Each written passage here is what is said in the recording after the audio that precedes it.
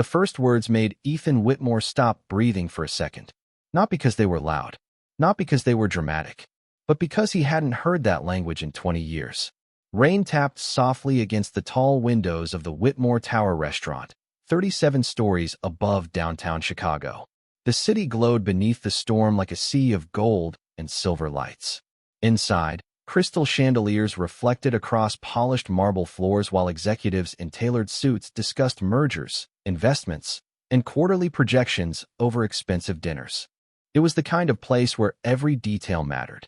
Every glass sparkled. Every waiter moved with quiet precision. Every customer expected perfection. Ethan Whitmore expected more than that.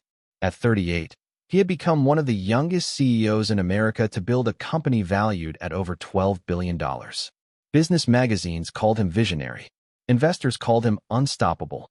His employees called him demanding. Most people simply called him intimidating. Ethan preferred efficiency. Feelings complicated things. Memories slowed people down.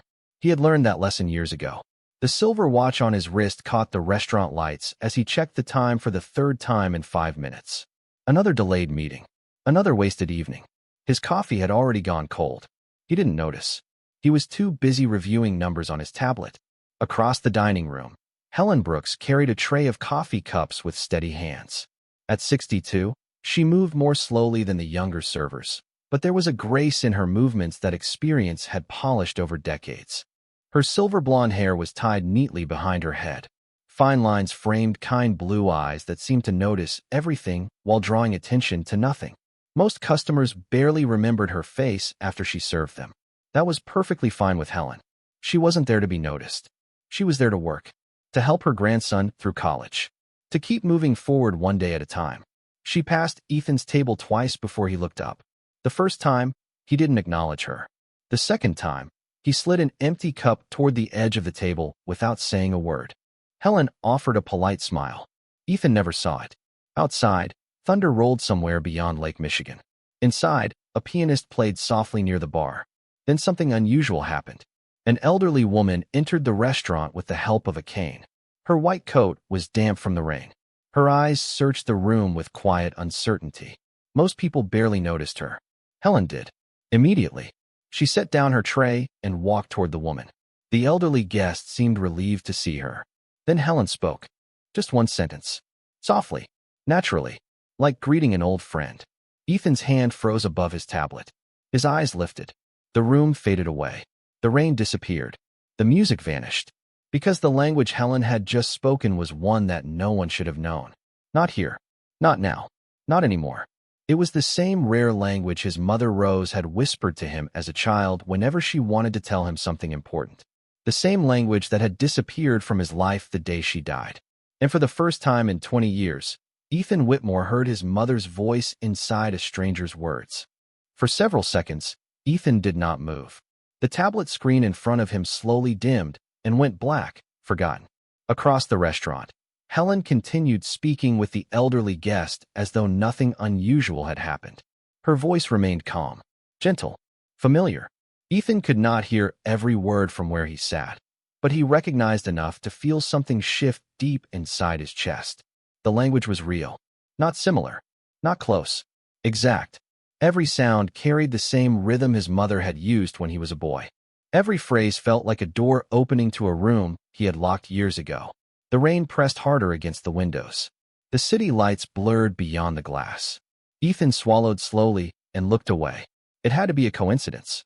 That was the logical explanation. Somewhere in the world, someone else could have learned it. Languages survived. People traveled.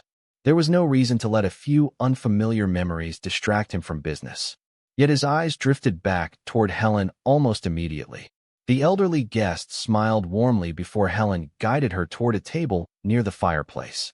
The woman touched Helen's arm affectionately before sitting down. Whatever they had discussed had clearly brought comfort. Helen simply nodded and returned to work. She picked up another tray, refilled water glasses, collected empty plates. To everyone else in the restaurant, she remained invisible. Ethan found himself watching her. He hated that. Watching people accomplish nothing. Data mattered. Facts mattered. Curiosity did not build companies. But curiosity had already taken hold. He glanced toward his assistant, seated several tables away reviewing documents. "Daniel," Ethan said quietly. Daniel immediately stood and approached. "Yes, sir." Ethan hesitated. The question sounded ridiculous even in his own mind. "The waitress." Daniel looked around. "Which one?" Ethan realized he did not know her name. "The older woman. Silver hair." Daniel followed his gaze. "Helen?" "Helen Brooks." Ethan repeated the name silently. "Helen Brooks." Somehow hearing it made her seem more real. More specific. "How long has she worked here?" Daniel frowned slightly. "I'm not sure. A few years, maybe." "What?" Ethan looked back at his empty coffee cup. "No reason." Daniel knew better than to press. He returned to his table. Ethan remained where he was. "No reason." That was a lie. There was definitely a reason. Because 20 years ago, before Whitmore Technologies existed, before investors and boardrooms and magazine covers, there had only been Ethan and his mother. Rose Whitmore had loved languages. She believed every language carried a different way of seeing the world. Whenever life became difficult, she would switch into that rare language and smile. "Some things sound more honest this way," she used to tell him. He could still remember sitting beside her in their small kitchen. A rainstorm outside. A cup of hot cocoa warming his hands. His mother teaching him simple words while writing them on yellow note cards. At 8 years old, he thought it was their secret language, their private world. The memory arrived so suddenly that Ethan almost laughed. He had not thought about those afternoons in years. Success had buried them beneath meetings and deadlines and endless responsibilities. Yet one sentence from a waitress had brought them back as clearly as if they had happened yesterday. Across the room, Helen paused beside a window. For a brief moment, she looked out at the rain falling over Chicago. Her expression softened, thoughtful, almost nostalgic. Then she returned to work. Ethan noticed something unexpected. She did not look like someone showing off knowledge. She looked like someone carrying memories. The restaurant slowly emptied as the evening moved toward closing time. Conversations faded. Business deals concluded. Chairs shifted. Checks were signed. One by one, the tables around Ethan became vacant. Still, he remained seated. The cold coffee sat untouched beside him. Daniel had long since finished reviewing the documents. Twice he had asked whether they should leave. Twice Ethan had given the same answer. In a minute. The response surprised even him. Ethan Whitmore was not a man who lingered. His schedule was planned months in advance. Every hour had a purpose. Every meeting had a measurable outcome. Yet tonight, he found himself waiting for something he could not define. Across the dining room, Helen Brooks continued her work with the same quiet rhythm. She folded napkins, helped clear tables, checked on the elderly guest she had greeted earlier. There was nothing remarkable about what she was doing, and yet Ethan could not stop noticing her. He noticed how she remembered every customer's name, how she listened carefully before answering questions, how she treated a college student ordering a single bowl of soup with the same respect she showed executives spending thousands of dollars on dinner. There was no performance in it, no attempt to impress anyone. It was simply who she was. Ethan found that strangely rare. Most people changed when money entered the room. They became nervous, ambitious, calculating. Helen seemed completely unaffected. Near 9 o'clock, the pianist began playing a softer melody. The familiar notes drifted through the restaurant like distant memories. Ethan froze again. He knew that melody. Not perfectly, just enough to recognize it. His mother used to hum it while cooking dinner. He had not heard it in years. The coincidence felt impossible. Before he could think further, another sound reached him. A voice. Helen's voice. She was quietly stacking menus near the host's stand. As she worked, she hummed along with the melody. Then, almost without thinking, she sang a few words. Not in English. In the same rare language. Ethan sat upright. Every muscle in his body tightened. The words were simple, soft, barely louder than a whisper. Yet they landed with extraordinary force. Because he knew them. Rose Whitmore had sung the exact same lines countless times when he was young. It had been a lullaby, a song about finding your way home when the world felt too large. Ethan remembered sitting beside her during thunderstorms. Remembered her hand resting gently on his shoulder. Remembered believing that nothing bad could ever happen as long as she was there. The memory hit him so unexpectedly that he looked away from the dining room. For a moment, the successful CEO disappeared. In his place sat a little boy who missed his mother. Ethan closed his eyes briefly.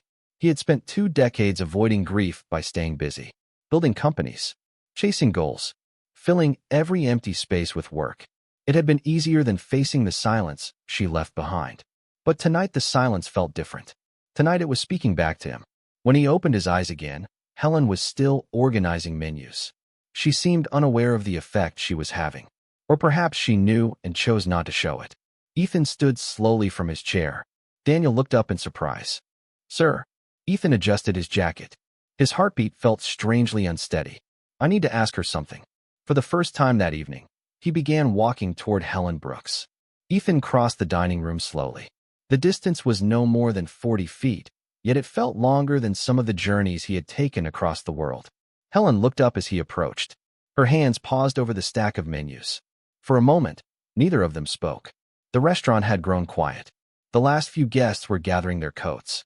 Rain continued to slide down the tall windows overlooking the city. Ethan suddenly realized he had no idea how to begin. He negotiated billion-dollar acquisitions without hesitation. He addressed shareholders by the thousands. Yet standing in front of one elderly waitress felt strangely difficult. Helen offered a polite smile. "Can I help you with anything, sir?" Ethan almost answered automatically, almost retreated behind the professional distance that usually protected him. Instead, he asked the only question that mattered. "Where did you learn that language?" Something flickered across Helen's face. Surprise. Then caution. Her eyes studied him carefully. "That is not a question I hear very often." Ethan nodded. "I imagine it is not." For a few seconds, she seemed to consider whether to answer. Then she placed the menus neatly on the counter and folded her hands. "A long time ago," she said softly, "I spent several years overseas doing translation work." Ethan felt his heartbeat quicken. "Translation?" Helen nodded. "Humanitarian projects. Schools. Medical programs. Community centers. Places where communication mattered." Ethan glanced toward the rain beyond the glass. His mother had spent years doing similar work before he was born. Another coincidence. Another impossible connection. "It is a rare language," he said. "Very rare." Helen's smile became smaller, more thoughtful. "Yes, most people have never heard it before." Ethan looked directly at her. "My mother spoke it." The words hung quietly between them. Helen's expression changed. Not dramatically, just enough. Her eyes softened with recognition. Recognition that immediately caught Ethan's attention. "Your mother?" she asked. "Rose Whitmore." The moment he said the name, everything seemed to stop. The sound of dishes from the kitchen faded. The piano music disappeared. Even the rain felt distant. Helen stared at him, completely still. Ethan noticed her fingers tighten slightly against the countertop. For the first time all evening, she appeared shaken. "Rose Whitmore," she repeated almost as a whisper. Ethan felt a chill move through him. "You knew her?" It was not a question. Helen looked down briefly before meeting his eyes again. The warmth in her expression carried something deeper now. Memory. Affection. Grief. "Yes," she said quietly. "I knew your mother." Ethan forgot the city below them. Forgot the company waiting for him tomorrow morning. Forgot every meeting, every deadline, every responsibility. There was only one thought left. For 20 years, he had never met a single person connected to that hidden part of his mother's life. Not one. And now an elderly waitress standing beside a host stand knew her name before he explained anything. Helen looked toward the rain-covered windows and smiled sadly. "Your mother was one of the kindest people I ever met." Ethan stood frozen, because those were the exact words he had been hoping to hear for 20 years. Helen's words settled into the silence between them. Ethan did not answer immediately. He simply stood there, searching her face for something that would explain how an ordinary evening had suddenly become extraordinary. The restaurant manager walked past carrying paperwork, but even he seemed to sense something private unfolding and continued without interrupting. Helen glanced toward the dining room. Only a few tables remained occupied now. The lights had softened. The storm outside continued to wash the city in silver reflections. "You really knew her," Ethan said at last. Helen nodded slowly. "I did." Her voice carried no hesitation, no uncertainty, only quiet certainty. Ethan felt the ground beneath years of assumptions begin to shift. For most of his adult life, Rose Whitmore had existed inside memories. Old photographs, a few letters, stories that faded a little more each year. The people who had known her were gone from his life. Some had moved away. Others had passed on. Eventually, it had become easier to stop asking questions. Yet here stood someone who spoke about his mother as though she had seen her yesterday.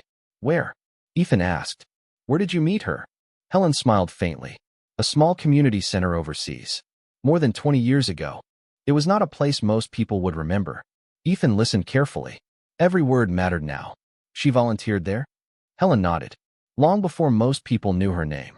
Long before your company existed. She spent months helping families who had arrived with nothing. She taught language classes during the day and stayed late into the evening helping children with homework. Ethan looked down. That sounded exactly like Rose. Success had never impressed her. Kindness had. She never told me much about those years, he admitted. Helen's expression softened. That sounds like her too. For a moment, both of them smiled. The same memory. The same understanding. Then Helen reached into the pocket of her apron and removed a small folded piece of paper. The edges were worn from age. Not damaged. Protected. Preserved. She looked at it for a second before placing it back into her pocket. Ethan noticed immediately. What was that? Helen hesitated. Just an old note. Something in her tone told him there was more to the story. Not a secret exactly. More like a memory she was not ready to share. Ethan surprised himself by not pushing further. Usually he demanded answers. Usually uncertainty bothered him. Tonight felt different. Helen had already given him more than anyone had in years.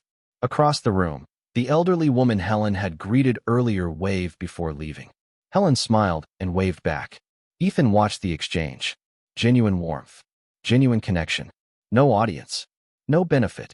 Just kindness. His mother had been like that. The realization landed quietly.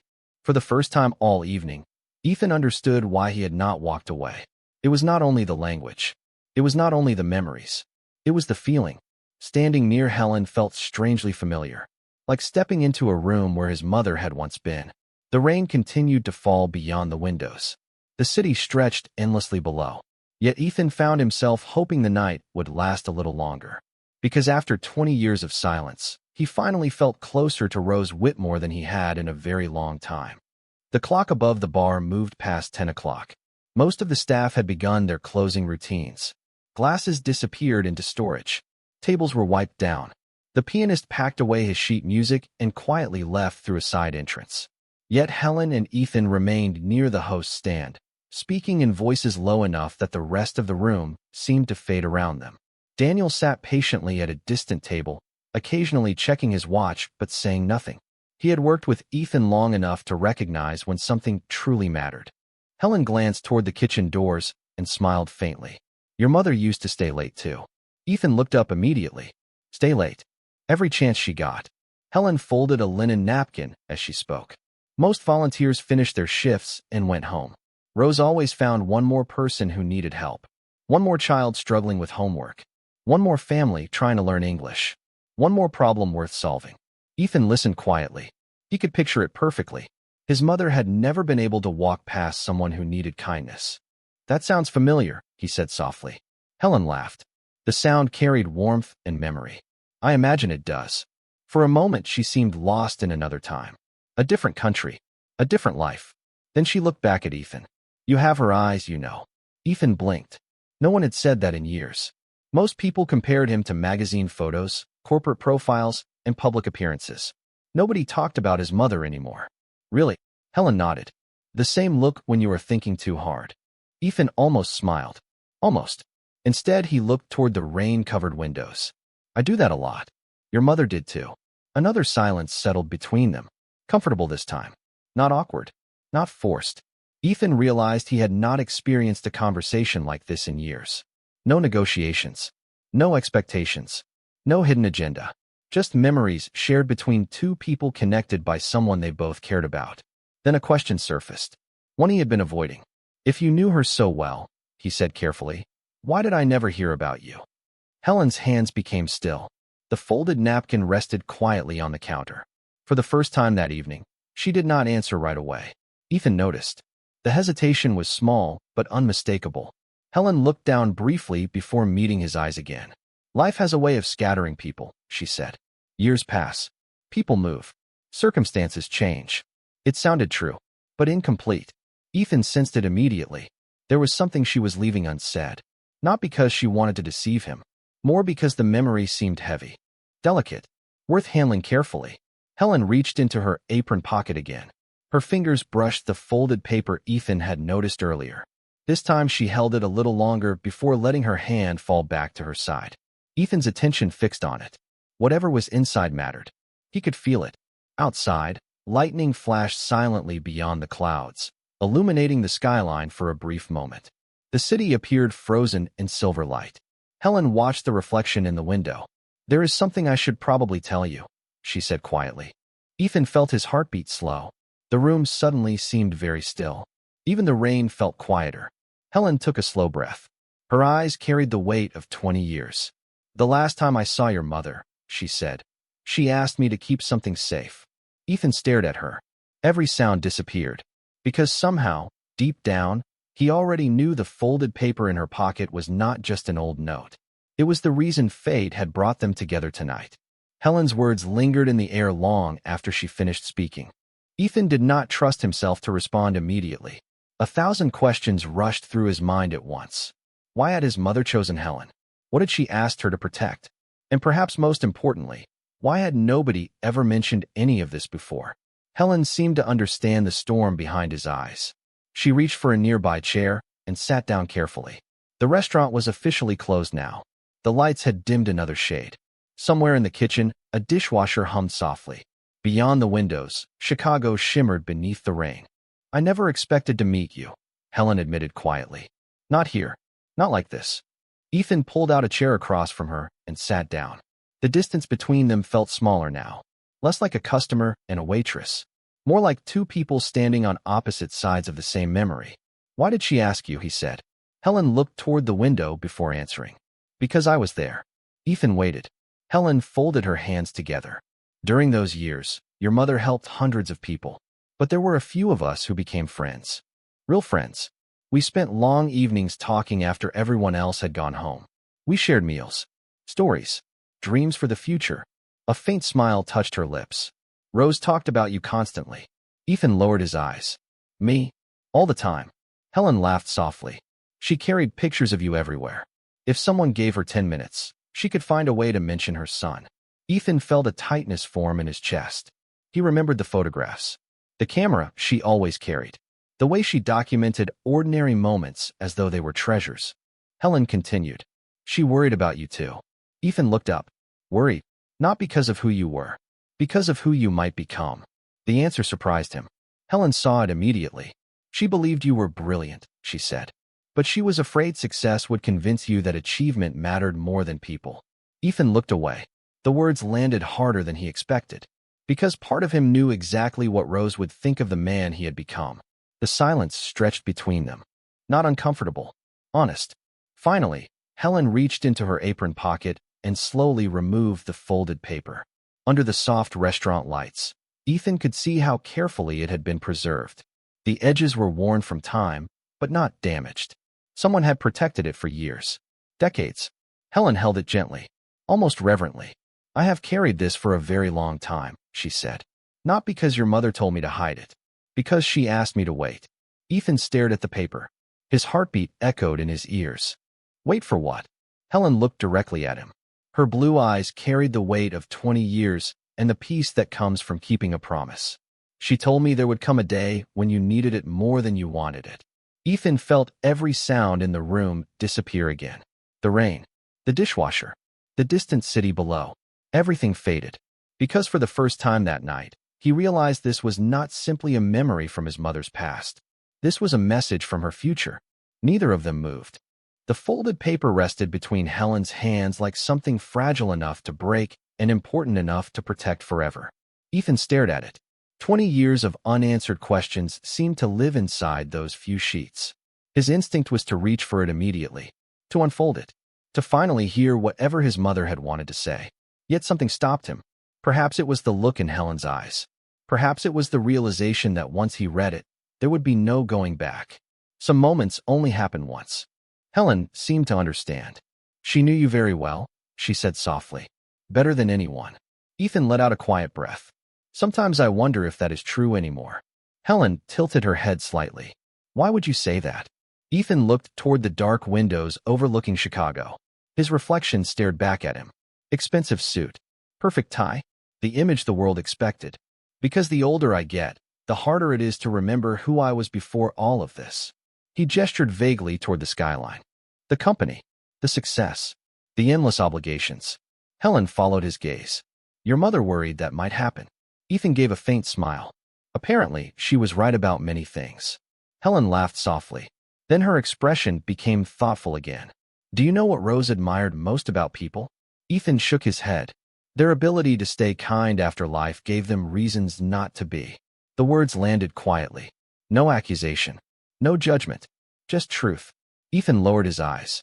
He thought about the years spent chasing goals. The employees whose names he never learned. The servers he barely acknowledged. The conversations cut short because he considered them unimportant.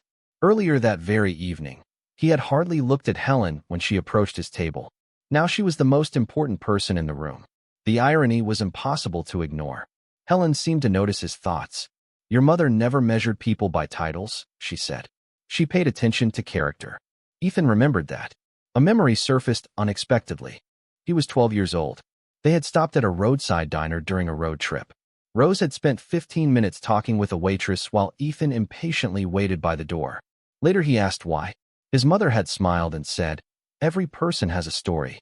Most people are simply too busy to hear it." The memory felt so vivid that he almost heard her voice. Helen reached across the table and carefully placed the folded paper in front of him. Ethan looked down at it. The handwriting visible on the outside instantly stole his breath. He recognized it immediately. Rose's handwriting. Elegant. Familiar. Unmistakable. For a second, he was no longer a billionaire CEO. He was a son. Just a son. Helen watched quietly as emotion crossed his face. I promised I would give it to you when the time was right, she said. Ethan touched the edge of the paper with trembling fingers. The ink had faded slightly with age, but one line remained perfectly clear. Written across the front were 7 simple words. To Ethan, when you are ready to listen. For a long moment, Ethan could not bring himself to open the letter. His fingers rested lightly on the paper while memories moved through him like distant music. The handwriting alone had already changed something inside him. Across the table, Helen remained silent. She understood that some moments could not be rushed. The restaurant seemed suspended outside of time. Rain traced slow paths down the glass. The city lights shimmered below like scattered stars. Ethan finally looked up. Did you ever read it? Helen shook her head immediately. Never. The answer came without hesitation. Not once. Helen smiled gently. Your mother trusted me with it. That trust mattered more than my curiosity. Ethan lowered his eyes again. Somehow that answer felt exactly right. Rose Whitmore would have chosen someone like that. Someone who valued promises. Someone who understood that character revealed itself in quiet decisions. He carefully unfolded the first crease. The paper made a faint sound. Small. Ordinary. Yet it felt louder than any boardroom announcement he had ever heard. Before he could continue, Helen spoke softly. There is one thing you should know. Ethan paused. What is it? Helen folded her hands together. The day she gave me that letter, she was smiling. Ethan blinked. The statement surprised him. Smiling? Helen nodded. Not because life was easy. Not because she knew what the future would bring. She was smiling because she believed in you. Ethan stared at her. Helen's eyes never left his. She believed you would become successful. She believed you would accomplish remarkable things. But more than that, she believed you would eventually remember what mattered. The words settled heavily between them. Ethan thought about the years behind him. The awards. The interviews. The acquisitions. The private jets and luxury offices. Achievements that once seemed enormous suddenly felt strangely small. Not meaningless. Just incomplete. He thought about the people he had overlooked along the way. The conversations cut short. The faces forgotten. Earlier that evening, he had barely acknowledged the woman now sitting across from him. The realization was uncomfortable. Necessary. Honest. Helen seemed to recognize it immediately. Your mother never expected perfection, she said. She only hoped you would stay open to learning. Ethan gave a faint laugh. At 38, I thought I was supposed to have everything figured out. Helen smiled. Then you would have disappointed her. She believed the smartest people kept learning until their last day. Ethan looked down at the letter again. The first page waited quietly in his hands. 20 years had passed since his mother's voice last entered his life. Yet somehow, tonight, she felt closer than ever. through a language, through a memory, through a waitress he had almost ignored. Outside, the storm began to weaken. The rain softened against the windows. A few breaks appeared between the clouds above the city. Ethan took a slow breath and finally unfolded the letter completely. His eyes moved to the first line written in Rose Whitmore's familiar hand. And the moment he read the opening sentence, tears filled his eyes before he even reached the second. The first line was simple. So simple that Ethan read it twice before continuing. My dear Ethan, if you are reading this, then life has already taught you some lessons I could never teach myself. His vision blurred immediately, not because the words were dramatic, because they sounded exactly like her. Warm, thoughtful, honest. Rose had always written the way she spoke. Every sentence felt like a conversation across a kitchen table. Ethan swallowed and continued reading. I hope you have built wonderful things. I hope you have worked hard. I hope you have chased your dreams with courage. But more than anything, I hope you have not forgotten how to see people. Ethan stopped. The words landed with uncomfortable precision. Across the table, Helen quietly looked away, giving him privacy even though she knew the letter by heart through memory, not through reading. Ethan lowered his eyes to the page again. The handwriting flowed steadily. When I traveled, I met many people who believed they had nothing to offer. They were wrong. Some of the wisest people I ever met never owned a business. Some of the kindest never appeared in newspapers. Some changed lives without anyone knowing their names. Ethan felt something tighten in his chest. Images surfaced one after another. Employees whose birthdays he never learned. Drivers whose names he forgot. Receptionists he passed without looking up from his phone. And Helen, especially Helen. Earlier that evening, she had been invisible to him. Yet she had become the bridge connecting him to the person he missed most. The letter continued. Success is a wonderful servant, but it is a terrible master. If one day you find yourself surrounded by accomplishments and still feeling distant from the people around you, stop. Listen. Someone nearby probably has a story worth hearing. Ethan stared at those words. Stop. Listen. The instruction felt almost impossible in the world he had built. Everything moved fast. Every minute carried a price tag. Every decision demanded urgency.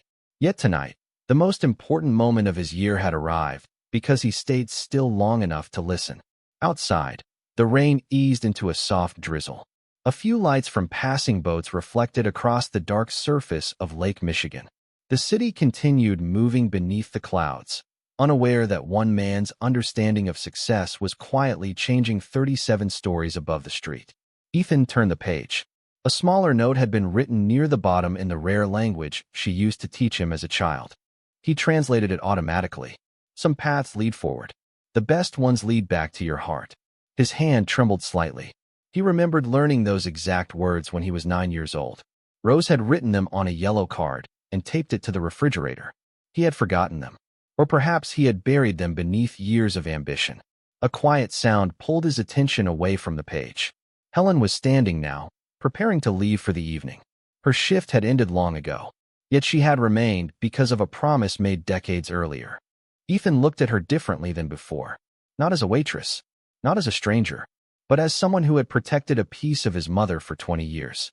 And in that moment, he realized the letter was not the only gift Rose had left behind. Helen was part of it too. Helen picked up her coat from the back of a chair, but she did not leave. Ethan could see that she was watching him carefully, not out of curiosity, but concern. The same kind of concern his mother used to show when she knew he was carrying more than he admitted. The letter rested open in front of him. He turned the page slowly. The next section was shorter, more personal.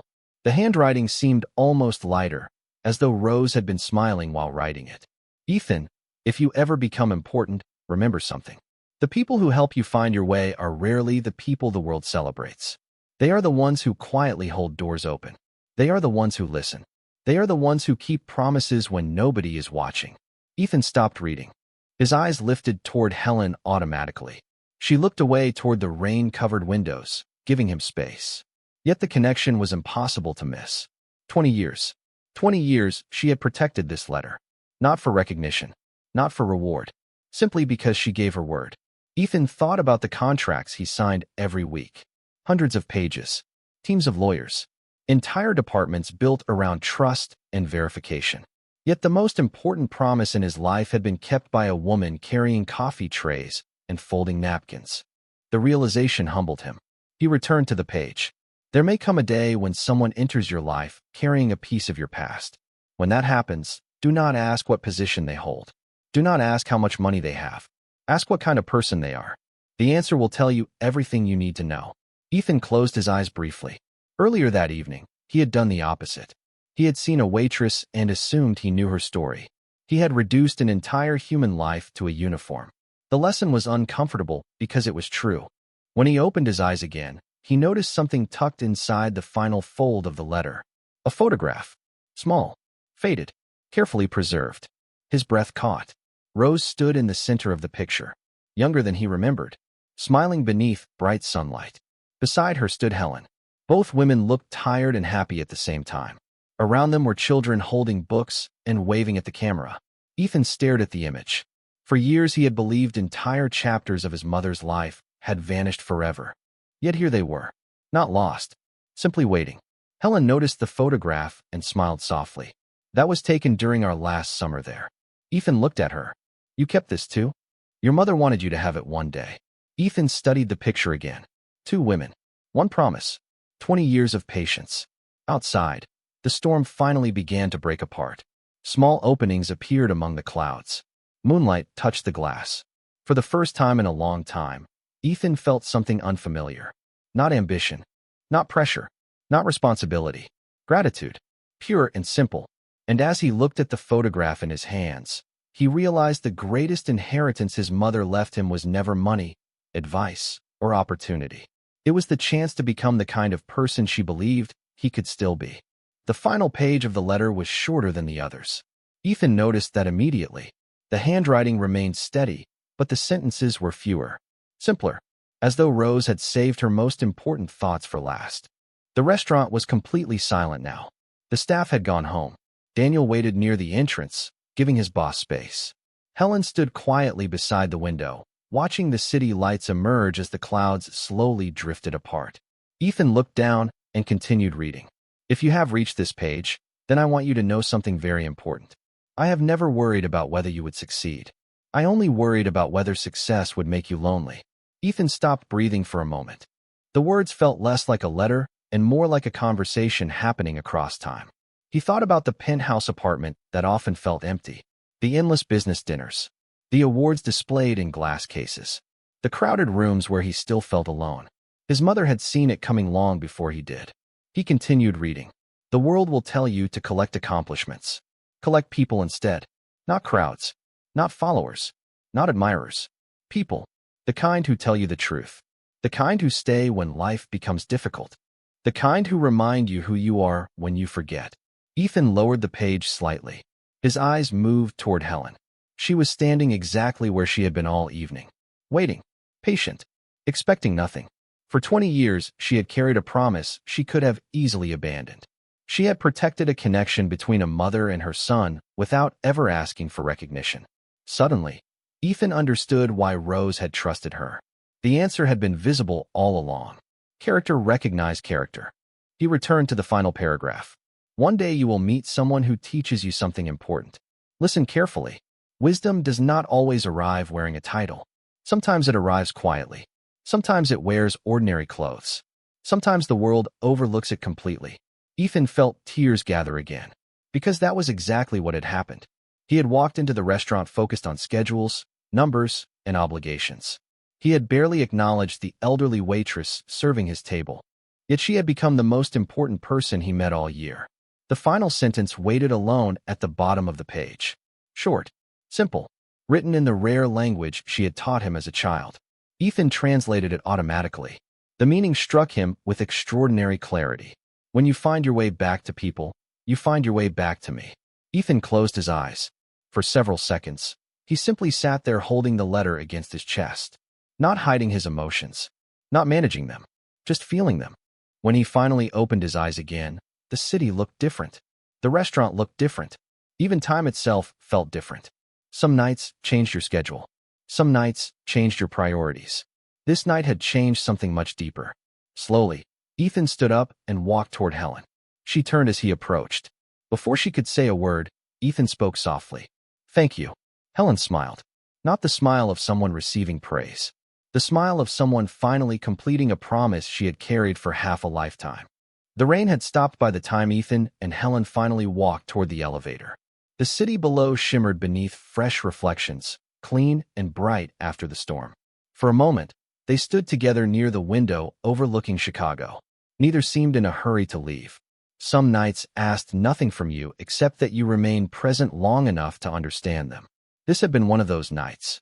Ethan carefully folded the letter and placed it inside his jacket pocket, close to his heart, exactly where it belonged. He looked at Helen and smiled. A real smile. Not the practiced expression used in photographs or shareholder meetings. The kind that reached his eyes. I almost ignored you tonight, he said quietly. Helen laughed softly. Most people did. The answer carried no bitterness, no resentment, only truth. Ethan shook his head. That seems impossible now. Helen glanced toward the city lights. People rarely see everything at first glance. That is why we should give each other a second look. Ethan thought about those words as they entered the elevator. Down below, drivers waited. Meetings waited. Responsibilities waited. Yet something fundamental had changed. Over the weeks that followed, small changes appeared first. Ethan learned the names of people he saw every day.